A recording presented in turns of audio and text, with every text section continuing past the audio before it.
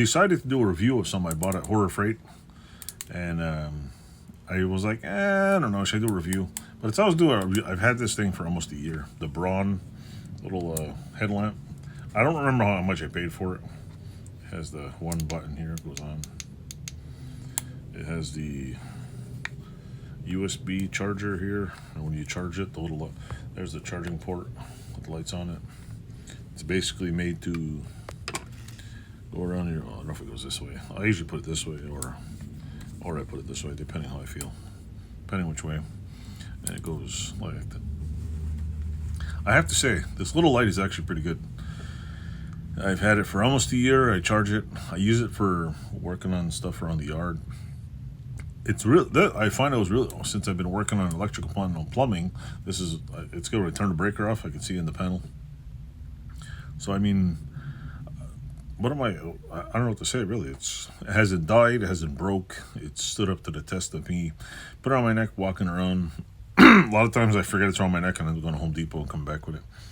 I've used it for looking under lawnmowers and everywhere else, so it's pretty good. I would actually, the only problem I have with it is when my kids get a hold of it, I can never find it. My 4-year-old, he likes to take off with all my tools, and he likes to run away, and it'll disappear for a couple days, or I'll find it in the other room. And it's pretty flexible.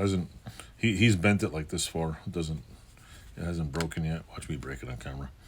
It's pretty sturdy. It's pretty flexible. I don't know where it might break, but I don't know if that goes through there. I hope so. But it lasts pretty long. It doesn't. It's not bad. I can't complain. I don't remember how much it was, but I don't think it was cheap. The zoom, I don't know. I never used the zoom on it. The switch is in a pretty good spot. It's okay. So if you're ever wondering how these work, how they are, they're not bad. And I'll admit, Harbor Freight stuff is sometimes a little sketchy. Like if you want to buy I noticed the grinding discs. I bought a bunch of them, and they were on sale for like I don't know, they were like 25 cents each. So I bought the whole shelf.